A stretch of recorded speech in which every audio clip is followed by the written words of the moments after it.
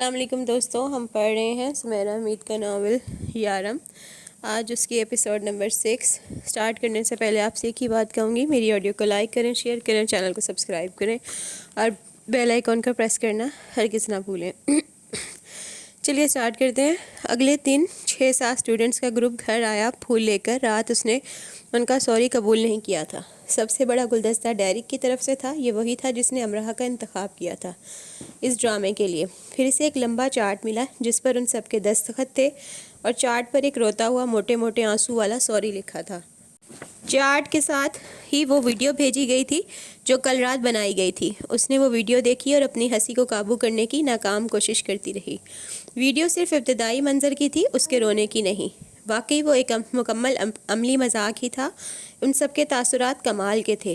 اس نے وہ video lady مہر اور سادنا کو بھی دکھائی۔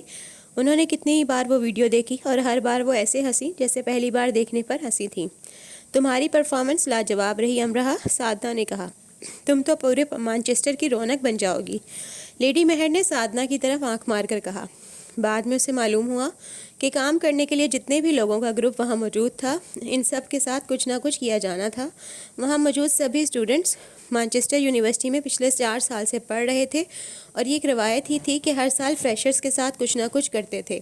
لیکن امرہ کے ساتھ مذاق کچھ زیادہ ہی سنجیدہ ہو گیا تھا، یا امرہ نے بنا دیا تھا، کیونکہ اگر امرہ ذرا سا غور کر لیتی تو جان لیتی کہ وہاں کوئی بم نہیں پھٹا تھا۔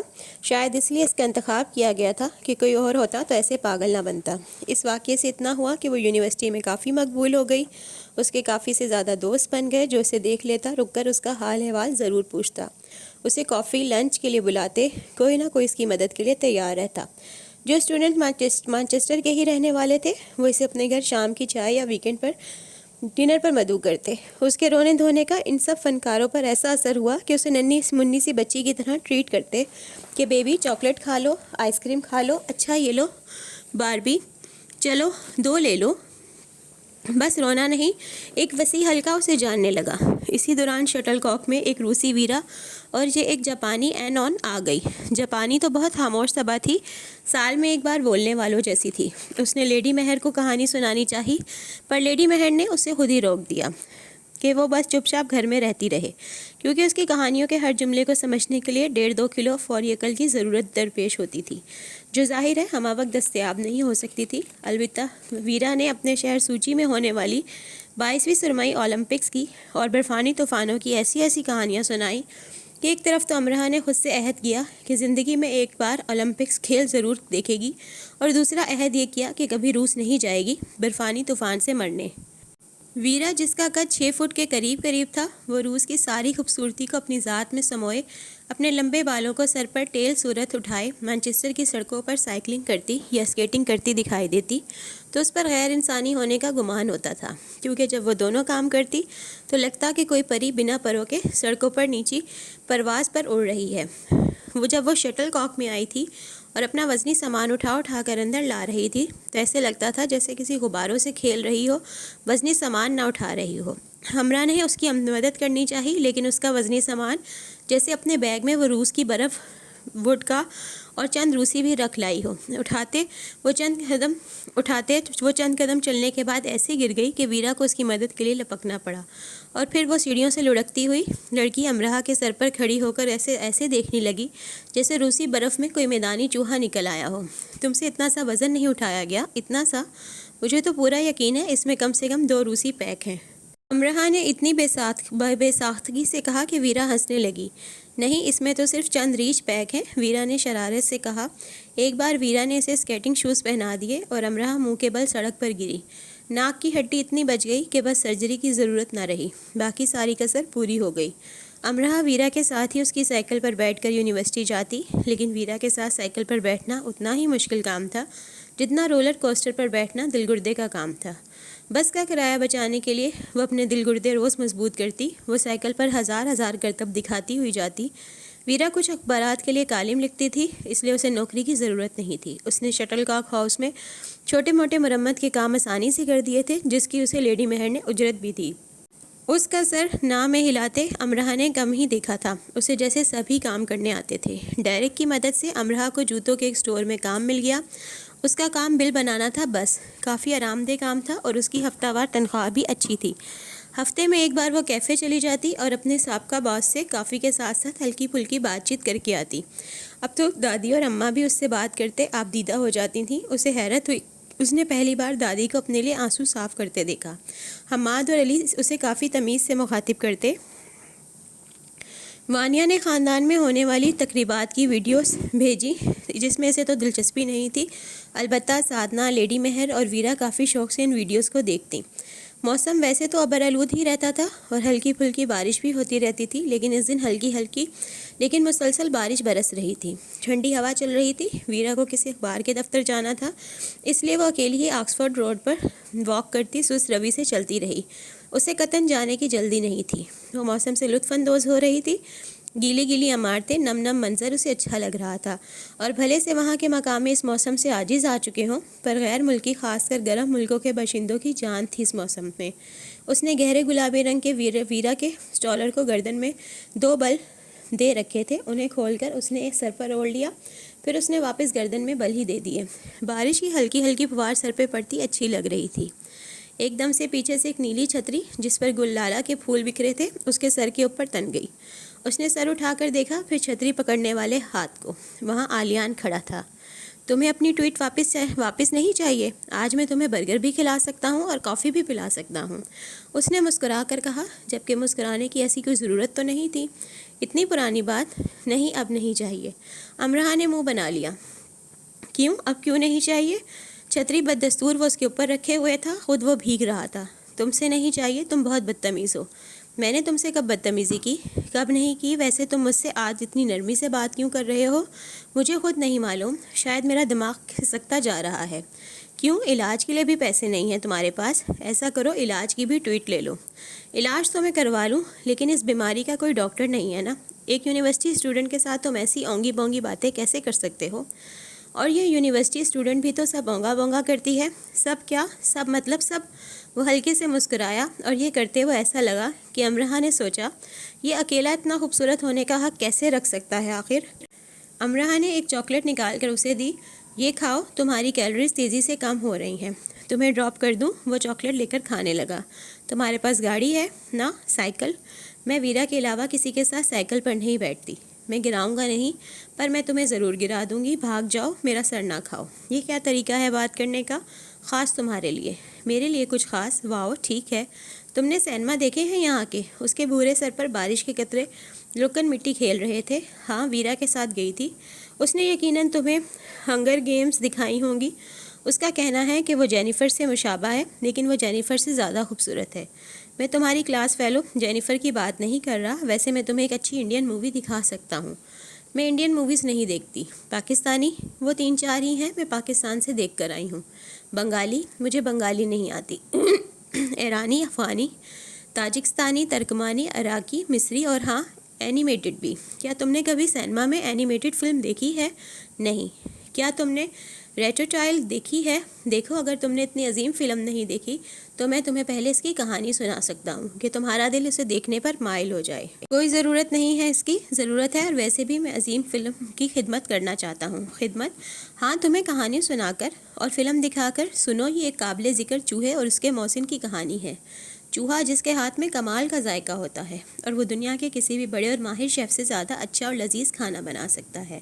ایسا کھانا جس کی کھانے والے کو نظیر نہیں ملتی، اور ایسی ترکیب اور سلیقے سے کہ چوہا شیف ہوتا ہے، مطلب جو کھانا بناتا ہے۔ ہاں، تم غلط سمجھ رہی ہو، وہ کھانا بنانے سے پہلے ہاتھ دھوتا ہے۔ اس کے ہاتھ صاف ہوتے ہیں، بالکل تمہارے ہاتھوں جیسے صاف۔ چوہا اور کھانا، اخ اخ۔ امرہ نے سر کو زور سے جھٹکا۔ اخ اخ، چوہا اور میرے ہاتھوں جیسے صاف ہاتھ؟ آلیان نے چھاتے کو بند کیا، اس کا ہاتھ تھک چکا تھا، اور چلتے چلتے وہ رک گیا، اور اسے بھی روک لیا۔ اب بارش کے قطرے دونوں کے بالوں میں لک چھپ رہے تھے۔ پھر کرنا دنیا جہاں کے شوق کو آنکھوں میں سمو کر اس نے کہا، کیا؟ یہ جو ابھی کیا تھا؟ اس نے انگلی کو اس کے منہ کے قریب دائروں میں گھما کر کہا۔ کیا کیا تھا؟ امرہ کبھی نہیں جان سکتی تھی کہ وہ کس چیز کی اور کیوں فرمائش کر رہا ہے۔ وہی جو چوہے کے نام پر کیا تھا۔ آخ آخ، امراح کو پھر سے چوہے کا خیال آیا۔ ایک بار پھر کرنا یہی پلیز۔ دونوں ہاتھ جوڑ کر وہ منت کرنے جیسا ہو گیا۔ تم پاگل ہو، کیا کہہ رہے ہو؟ پہلے تو ٹھیک تھا، اب پتہ نہیں کیا ہو گیا ہے۔ سنو، جب تم یہ اخ کرتی ہو تو تمہاری بھویں اور آنکھیں بچکانہ سا رقص کرتی ہیں، اور تمہاری ناک یہ دائیں بائیں لہرا کر اکساتی ہے کہ اسے پکڑ کر اس پر چٹکی بھری جائے۔ تم میرا وقت ضائع کر رہے ہو۔ امراح کو لگا وہ اس کی ناک کی چٹکی بھر لے گا۔ اچھا، اب تمہارا وقت بھی قیمتی ہو گیا۔ چلو پھر فلم کے لیے پکا نا؟ اگر ویرا جانے کے لیے تیار ہو گئی تو؟ ویرا؟ ہاں، دادا نے کہا ہے ہر جگہ اسے ساتھ لے کر جاؤں۔ دادا جی کو یہاں ساتھ لے آتی، وہ پھر بھی اچھا تھا۔ تم میرے دادا کا مذاق اڑا رہے ہو۔ چلو ویرا کو بھی لے آنا۔ اور وہ ویرا کو بھی لے گئی۔ ویرا تو جاتے ہی سو گئی، کیونکہ اسے خالی سیکشن فلمیں پسند تھیں جن میں ہر 2 منٹ بعد ایک بم بلاسٹ ہو اور کم سے کم 2 آدمی مر جائیں، اور ہیرو بس بڑی بڑی عمارتیں پھلانگتا رہے، اور کبھی زمین پر کھڑا ہو ہی جائے تو چاروں طرف فائر کھول دے۔ جب چوہے نے پہلی بار کھانا پکانا شروع کیا تو اس نے منہ میں کتنی بار اخ اخ کیا۔ پھر آہستہ آہستہ وہ دلچسپی سے فلم دیکھنے لگی، اور اختتام پر اس نے تالیاں بجائیں۔ اس نے اس قسم کی فلم پہلے کبھی نہیں دیکھی تھی۔ ہیرو ہیروئن کے لمبے جھمیلوں سے ہٹ کر ایسی شاندار فلم کمال ہو گیا۔ جب وہ ویرا کی سائیکل پر بیٹھ رہی تھی گھر جانے کے لیے تو آلیان نے بہت آہستگی سے اس سے فرمائش کی، ایک بار کہہ دو اخ اخ، اور وہ کہکا لگا کر ویرا کو مضبوطی سے پکڑ کر بیٹھ گئی۔ وہ وہیں کھڑا اسے جاتے ہوئے دیکھتا رہا۔ کچھ لوگوں کا آنا جتنی خوشی دیتا ہے، ان لوگوں کا جانا اتنی ہی تکلیف دیتا ہے، اور اس وقت وہ ننھی منھی سی اسی تکلیف سے گزر رہا تھا۔ وہ آلیان مارگریٹ جو جب سیٹی بجاتا اور دونوں ٹانگوں کو ہوا میں اچھال کر ان کی تالی بجاتا ہے تو کم سے کم 5 لوگ ضرور مڑ کر اسے دیکھنا پسند کرتے ہیں۔ اگر وہ غصے سے بھی کسی کو دیکھتا ہے تو بھی اس پر پیار ہی آتا ہے۔ لیڈی مہر شادی کے 10 سال تک بے اولاد رہیں۔ پھر جب دونوں میاں بیوی نے بچہ گود لینے کا سوچا تو ان کے شوہر احمد حسین کا کار کے حادثے میں انتقال ہو گیا۔ احمد حسین دل کے سرجن تھے۔ وہ ایک کامیاب انسان تھے، اور اس سے کامیاب انسان کے چلے جانے کے بعد ان کی بیوی چند سال کامیابی سے زندگی نہ گزار سکیں۔ شوہر کے ساتھ کار حادثے میں وہ ایک ٹانگ سے معذور ہو گئیں، اور فالج نے ان کا جسم کا آدھا حصہ مفلوج کر دیا۔ وہ 2 سال پرائیویٹ ہسپتال میں رہیں۔ میکے کے نام پر ان کے خاندان میں صرف ایک باپ تھے جو ان کی 2 سالہ بیماری کے دوران چل بسے۔ احمد حسین کے 3 بھائی بھی تھے، لیکن وہ اس صورت سے مہر سے ملنا چاہتے تھے اگر وہ احمد حسین کی جائیداد ان کے نام کر دیتی، ایک گھر اور میڈیسن کمپنی کے شیئرز۔ مہر بچہ گود لینا چاہتی تھی، اب وہ بھی نہیں لے سکتی تھی، ان کی حالت ہی ایسی ہی نہیں تھی۔ وہ اپنے آپ کو سنبھال نہیں سکتی تھیں، بچے کو کیسے سنبھالتی؟ اور اس حالت میں انہیں کوئی بھی ادارہ بچہ نہیں دیتا۔ انہوں نے بچوں کو ان اداروں میں رکھ کر ہی پالنا شروع کر دیا۔ وہ ان کے اخراجات کے لیے رقم دیتی اور ایک نہیں پورے 10 بچوں کو لے کر پالا۔ وہ کمپنی سے ملنے والے منافع میں سے اپنے اخراجات کے لیے رقم نکال کر باقی سب اس ادارے کو دے دیتی۔ بچے مہینے میں ایک بار ان سے آ کر مل جاتے، ایک پورا دن ان کے پاس گزار کر جاتے۔ مہر کو ماما کہتے۔ یہ مختلف قوم و نسل اور مذہب سے تعلق رکھنے والے بچے تھے، اور سب مہر کو بہت پیارے تھے۔ کرسمس، نیا سال وہ مہر کے ساتھ گزارتے۔ جیسے جیسے بچے بڑے ہوتے گئے وہ مہر کے پاس رات بھی رکنے لگے۔ وہ سب نہ صرف اپنے کام خود کرتے تھے بلکہ مہر کے بھی کئی کام کر دیتے تھے۔ ہر مہینے کے اس ایک دن اور رات کا وہ انتظار کرتی جب وہ سب ان کے پاس ہوتے۔ یہی بچے بالغ ہوتے ہی اپنے پیروں پر کھڑے ہوتے تو مختلف شہروں، ملکوں اور یونیورسٹیوں کی طرف بڑھتے گئے۔ کچھ شادی کر چکے تھے، کچھ نوکری کرتے تھے، کچھ ابھی بھی پڑھ رہے تھے۔ یہ سب دنیا کے کسی بھی کونے میں کسی بھی وہ حالت میں ہوتے۔ ہر روز ماما مہر کو فون کر کے یاد کرنا اور ان تک اپنی محبت پہنچانا نہیں بھولتے تھے۔ لیڈی مہر ہمہ وقت ان سے رابطے میں رہتی، ان کے بیوی بچوں سے باتیں کرتی رہتی۔ گائے بگائے وہ سب شٹل کاک آتے رہتے، اس لیے یہاں 4-5 سے زیادہ لوگوں کو پینگ گیسٹ نہیں رکھا جاتا۔ چند دن رہ کر وہ چلے جاتے۔ کوئی ڈاکٹر تھا، کوئی انجینئر، کوئی اپنا بزنس کر رہا تھا، کوئی نرس تھی، کوئی اسٹوڈنٹ، لیکن یہاں آتے ہی وہ سب لیڈی مہر کے بچے بن جاتے۔ ان کے سارے کام کرنا خود پسند کرتے، انہیں کھانا کھلاتے، منہ دھلواتے، ہفتہ وار میڈیکل چیک اپ کے لیے لے کر جاتے، انہیں مختلف پارکوں میں لیے گھومتے، اور رات کو انہیں کہانیاں سناتے، اور ویسے ہی سلا دیتے جیسے ان کے بچپن میں لیڈی مہر انہیں سلایا کرتی تھیں۔ لیڈی مہر ان کے لیے مقدس ہستی جیسی تھیں۔ انہی میں سے ایک مورگن کیمبرج سے ایم فل کر رہی تھی۔ وہ اپنے فرینڈ جوش کو برتھ کھوئے کے لیے شٹل کاک لے کر آئی کہ اگر ماما ہاں کہتی ہیں تو وہ بھی جوش کو ہاں کہہ دے گی۔ یہ گنجا کبوتر تمہیں واقعی پسند ہے مورگن؟ لیڈی مہر کو اپنی شہزادی کے لیے شاید جوش پسند نہیں آیا تھا۔ اچھا انسان ہے ماما، مورگن مسکرائی۔ کیا سوویت یونین کے برفیلے پہاڑوں میں کام کرتا رہا ہے؟ بہت ہی برفیلا سا ہے۔ اگلے سال جوش کی پی ایچ ڈی مکمل ہو جائے گی۔ مورگن، کسی ہیرو شیرو کو پسند کرتی تم؟ یہ تم نے کیا کر دیا؟ سنا ہے کیمبرج میں بہت سے فلم سٹارز پڑھنے کے لیے آتے ہیں۔ میرا تو خواب ہی رہا کہ میرے کسی بچے کی کسی فلم سٹار سے شادی ہو، تو میں جوش کو انکار کر دوں ماما؟ تمہارے انکار سے تو یہ مر آ جائے گا۔ انہوں نے بیچارے سے نظر آتے جوش کو دیکھا جو ٹی وی پر ایک ڈاکومنٹری دیکھ رہا تھا۔ سادنا اور امرا سے ایسے دیکھ رہی تھی کہ وہ بیچارہ بار بار پہلو بدل رہا تھا۔ دراصل دونوں جان بوجھ کر اسے حواس باختہ کر رہی تھی، بس ایویں خواہ خواہ کا مشرقی شغل۔ ہاں تھوڑا ڈر تو ہے۔ مورگن نے ماما کی تائید کی۔ ٹھیک ہے، ہاں کہہ دو پھر اسے، میں کیوں اس کا خون اپنے سر لوں؟ کب کرو گی شادی؟ میں چاہتی ہوں تم بہار کی دلہن بنو لیکن کرسمس کی چھٹیوں کے علاوہ تم کہاں فارغ ہوگی شادی کے لیے؟ نہیں ماما، آپ کہہ رہی ہیں تو میں باہر ہی میں شادی کروں گی۔ نہیں، کرسمس ٹھیک ہے، ہم شارلٹ کو باہر کی دلہن بنا دیں گے۔ آج کل میں وہ بھی بس آنے ہی والی ہے، ایسے ہی کسی نمونے کو لے کر۔ امرا اور سادنا نے بلند باغ کہہ کے لگائے نمونے کے نام پر۔ لیڈی مہر نے جوش کو رسٹ واچ دی تو بیچارہ نم سا ہو گیا۔ لیڈی مہر نے مورگن پر ایک خائف سی نظر ڈالی۔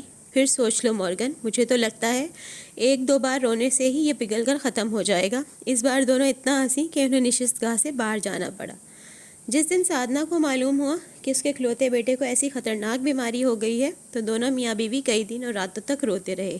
اس کا شوہر ایک کمپنی میں چند ہزار پر ملازم تھا، وہ اتنی بڑی بیماری کا علاج کیسے کروا سکتے تھے؟ حیدرآباد میں ایک چھوٹا سا گھر ان کا اپنا تھا، لیکن اسے بیچ کر بھی ان کے بیٹے کا علاج نہیں ہو سکتا تھا۔ کسی نے انہیں مشورہ دیا کہ گھر کو بیچ کر سادنا کا شوہر یورپ چلا جائے اور وہاں کام کرے۔ انہوں نے گھر بیچ دیا، لیکن اس کے شوہر کو ویزا نہ ملا۔ ویزا ایجنٹ نے ہی مشورہ دیا کہ آدمی کی نسبت عورت کو ویزا ملنے کے امکانات زیادہ ہوتے ہیں، تو سادنا نے ویزے کے لیے اپلائی کیا اور اسے ویزا مل گیا۔ وہ یہاں پاکستانی، ہندوستانی، سعودی گھرانوں میں جا کر گھریلو کام کرنے لگی۔ گھریلو کام کے لیے ہر گھر ہفتے میں 2 دن اسے بلاتا اور فی گھنٹہ کے حساب سے اسے پیسے ملتے۔ لیڈی مہر کے گھر وہ پہلے پینگ گیسٹ تھی، پھر لیڈی مہر نے اس کے حوالے سارا گھر کر دیا۔ وہ لیڈی مہر کو دیکھتی اور گھر کو بھی۔ ان 2 سالوں میں سنگاپور کے ہسپتال میں آریان کے 2 آپریشن ہو چکے تھے، ایک آخری آپریشن ہونا تھا۔ پھر 3 ماہ کے میڈیکل چیک اپ۔ ڈاکٹر پر امید تھے آریان کی صحت کے لیے، اور ڈاکٹر سے زیادہ سادنا خود پر یقین تھی۔ جن گھروں میں وہ جاتی تھی وہ سب آریان کی سرجری کے لیے الگ سے پیسے دیتے تھے۔ لیڈی مہر بھی۔ آپ بہت بہادر ہیں۔ امرا کو جس دن ساری کہانی معلوم ہوئی اس کی آنکھیں نم ہو گئیں۔ ہاں میں بہادر ہوں، اس لیے بھگوان نے میرا انتخاب کیا ہے کہ میں اس مشکل کو آسان کر دوں۔ مجھے اپنے منتخب کیے جانے پر خوشی ہے۔ آپ کا بیٹا بہت بڑا انسان بنے گا، میں اسے بڑا ڈاکٹر بناؤں گی، اور اچھا ہی ہوا کہ وہ اس تکلیف سے گزر رہا ہے۔ اس طرح اسے یاد رہے گا کہ تکلیف سے گزرنے والوں کی کیسے مدد کرنی ہے اور ان سے غفلت نہیں برتنی۔ قدرت کے ہر ایک دام میں ایک گہرا راز ہوتا ہے۔ اب کب سرجری ہے آریان کی؟ 9 ماہ بعد، اس سے زیادہ وقت بھی لگ سکتا ہے، سادنا نے اطمینان سے کہا۔ امرا بہت متاثر تھی سادنا سے۔ جب وہ پاکستان میں تھی تو خود کو دنیا کی دکھی اور مظلوم ترین لڑکی سمجھتی تھی۔ وہ رات کو پائن ایپل کی پلیٹ بھر کر کھاتی جاتی اور روتی جاتی۔ اسے لگتا دنیا میں اس سے زیادہ مشکل اور مصیبت میں کوئی نہیں ہے، اس سے زیادہ گھٹن میں کوئی نہیں رہ رہا۔ سب سے زیادہ تکلیفیں اسے ہی مل رہی ہیں، سب ظلم قدرت نے اس پر ہی توڑ ڈالے ہیں۔ تو سچ ہی ہے، اگر انسان دنیا میں چل پھر کر دیکھے تو اسے خبر ہو جس دکھ پر وہ اسے ایسے واویلا مچاتا ہے، دہائی دیتا ہے، تو وہ تو کوئی دکھ ہے ہی نہیں۔ لوگ تو کیڑے پڑے زخموں کے ساتھ بھی گنگناتے ہیں، مسکراتے ہیں، اور اصل میں وہی انسان بھی ہیں جو سر کو آسمان کی طرف شکوے کے لیے نہیں شکر کے لیے اٹھاتے ہیں۔ ایک گاہک شو سٹور میں پچھلے گھنٹے سے گھوم پھر رہا تھا، لیکن کوئی جوتا اسے پسند نہیں آ رہا تھا۔ ہر بار وہ کاؤنٹر کا چکر لگا کر ذرا آگے نکل جاتا، پھر سے گھوم کر کاؤنٹر کے پاس آتا۔ امرا گو کے مصروف تھی لیکن اسے دیکھ رہی تھی۔ میں تمہیں یہ بتا دوں کہ یہاں اس اسٹور میں جوتوں کی ٹویٹ نہیں ملتی۔ امرا اس کے پاس آئی۔ اچھا، تم نے انہیں سکھایا نہیں ٹویٹ لینا اور دینا؟ تمہیں کیا چاہیے؟ تمہیں کوئی جوتا پسند نہیں آ رہا؟ جو اچھا ہے وہ مہنگا ہے، جو مہنگا نہیں ہے وہ اچھا ہے۔ مجھے نہیں لگتا کہ تم یہاں کسی خریداری کے موڈ میں آئے ہو۔ ہاں کچھ ایسا ہی ہے۔ دانت نکال کر وہ اس حقیقت کے منکشف ہونے پر مسرور ہوا۔ اچھا دیکھو، ہمارے اسٹور روم میں کچھ نقص والے جوتے رکھے ہیں، ہم ورکرز چاہیں تو انہیں لے سکتے ہیں۔ میں ان سے بات کر لیتی ہوں، تم میرے ساتھ آ کر اچھے والے لیکن سستے والے جوتے لے سکتے ہو۔ کتنی اچھی ہو تم، لیکن آج نہیں شاید کل۔ پھر آج تم کیا کرنے آئے تھے یہاں؟ آج پتہ نہیں، میں پتہ کر کے کل بتاؤں گا۔ گھڑی کو دیکھتا وہ چلا گیا، جیسے مقصد پورا ہو گیا۔ شیشے کے پار سے امرا نے اسے جاتے دیکھا۔ ہاؤ ڈیپ ان لو کی دھن سیٹی پر بجا رہا تھا اور ایسے چل رہا تھا جیسے راک سٹار اپنا کامیاب شو کر کے گھر لوٹ رہا ہو۔ اگلے دن وہ پھر آ گیا، لیکن جوتے لے کر پھر بھی نہیں گیا۔ جب وہ اسے اسٹور روم میں لے کر گئی اور اس نے اس کا وہاں کافی وقت لے لیا تو عین وقت پر اسے یاد آیا کہ اس کے پاس تو کافی اچھی حالت میں 2-3 اچھے جوڑے جوتوں کے ہیں، پھر وہ نئے کیوں لے؟ پھر تم یہاں آئے کیوں؟ وہ زچ ہو گئی۔ پتہ نہیں، بس کبھی کبھی میری یادداشت ایسے ہی چلی جاتی ہے۔ جب یادداشت گئی تو میں آ گیا، اب واپس آ گئی ہے تو مجھے جانا ہوگا۔ پاکستان میں تو ہم جیسے لوگوں کو ہم باولا کہتے ہیں۔ باولا؟ ہاں باولا۔ چلو جاؤ، اب کتنا وقت ضائع کیا میرا اب۔ جاتے جاتے وہ پھر رک سا گیا۔ میرا خیال ہے اگر میں ایک جوڑا جوتا لے ہی لوں تو اقوام متحدہ کے اجلاس میں اسے یقیناً زیر بحث نہیں لایا جائے گا۔ وہ پھر سے جوتے پہن کر دیکھتا رہا۔ ویسے مجھے یہ خیال بھی آ رہا ہے کہ ایک اسٹوڈنٹ کو اتنا شاہ خرچ نہیں ہونا چاہیے۔ ہاں یاد آیا، میں نے سنا ہے کہ ایشیا میں لوگوں کے پاس اتنے کپڑے اور جوتے ہوتے ہیں کہ اگر وہ اپنے کپڑے اور جوتے دنیا بھر کے انسانوں کو تقسیم کرنے لگیں تو ہر ایک کو 2-2 جوتے اور کپڑے تو مل ہی جائیں۔ کیا تمہارے پاس بھی اتنے ہی ہیں؟ وہ گڑبڑا گئی۔ پتہ نہیں، یعنی اتنے ہی ہیں۔ ہر وقت تم لوگ کپڑوں اور ایسی چیزوں کے بارے میں سوچتے رہتے ہو، پھر اصل باتوں پر سوچنے کے لیے دماغ میں اور جگہ ہی نہیں رہتی۔ میرے دماغ میں بھی اور جگہ نہیں رہی تمہاری اوٹ پٹانگ باتیں سننے کے لیے۔ وہ کندھے اچھا کر چلا گیا۔ باہر بارش ہو رہی تھی۔ سڑک کو پار کرتے، فٹ پاتھ پر چلتے اس نے کم سے کم 5 بار مڑ کر شیشے کے اس پار کاؤنٹر پر سر جھکائے کمپیوٹر میں بلز کی انٹری کرتے امراہ کو دیکھا۔ اس بار اس نے سیٹی کی دھن بدل ڈالی، وہ ایک مشرقی دھن بجا رہا تھا۔ ڈیرک آرٹ کا اسٹوڈنٹ تھا۔ اس نے ایک مقامی چینل کے لیے 2 منٹ کی ڈاکومنٹری بنائی تھی اور ڈبنگ کے لیے امراہ کو بلایا تھا۔ امراہ جانتی تھی کہ وہ اب تک شرمندہ ہے، اس لیے زیادہ سے زیادہ اس کی مدد کرتا ہے۔ 2 منٹ کی ڈبنگ کے اسے اچھے خاصے پیسے مل گئے اور معلومات بھی۔ صرف ایک کیمرے کے ساتھ ڈیرک نے وہ ڈاکومنٹری بنا لی تھی اور اچھے خاصے پیسے بنا لیے تھے۔ ڈیرک نے اسے اپنے پہلے سے بنائی گئی دوسری ڈاکومنٹریز بھی دکھائیں۔ اسے وہ سب اچھی لگی، خاص کر ڈیرک کی کوشش۔ چند دن سوچنے کے بعد اس نے ڈیرک سے مشورہ کیا۔ وہ مانچسٹر یونیورسٹی میں ایڈمیشن سے متعلق ایک تفصیلی ڈاکومنٹری بنوانا چاہتی تھی تاکہ پاکستانی اسٹوڈنٹس کو اچھی طرح سے اپڈیٹ رکھا جا سکے۔ ڈیرک کو اس کا خیال اچھا لگا اور ان دونوں نے مل کر ایڈمیشن سے متعلق ایک جامعہ ویڈیو بنا لی۔ ڈیرک نے اس کی انگلش میں ڈبنگ کی اور امراہ نے اردو میں۔ ویڈیو اس نے پاکستان کے چند ٹی وی چینلز کو بھیج دی اور جواب کا انتظار کرنے لگی۔ تھوڑا وقت لگا اور جواب آ گیا۔ وہ ویڈیو خریدنے کے لیے تیار تھے۔ وہ بہت ہی کم پیسے دے رہے تھے۔ اس نے سوچا کہ کم پیسوں پر ہی دے دینی چاہیے، لیکن ڈیرک نے روک دیا۔ کبھی فیصلوں میں اتنی جلدی نہیں کرتے۔ جلد بازی ایک بڑے نقصان کا باعث بن جاتی، بے شک نہ بنے، لیکن بڑے فائدے سے ضرور محروم کر دیتی ہے۔ میری پہلی ڈاکومنٹری 1 سال میرے پاس پڑی رہی تھی، کوئی اسے خریدنے کے لیے تیار ہی نہیں تھا۔ ٹرائل کے لیے میں نے اسے پھر ایک جرنلسٹ کو دیا، اس نے اپنے بلاگ پر پوسٹ کر دی۔ بس پھر مت پوچھو، جن چینلز نے انکار کیا تھا اس کے رائٹس لینے کے لیے وہ تڑپنے لگے۔ یہاں 2 طرح کے لوگ ہوتے ہیں، ایک جنہیں اچھی چیز چاہیے، دوسرے جنہیں اچھی بکنے والی چیز چاہیے جو انہیں فائدہ دے۔ تمہیں ایک سے انکار ہوا ہے، تم دوسرے کے پاس جاؤ۔ ڈیرک نے ہی اس کے ساتھ مل کر تھوڑی بہت ریسرچ کی اور اس بار انہوں نے ان پاکستانی کمپنیز کو ویڈیو بھیجی جو اسٹوڈنٹ ویزا کا کام کرتے تھے۔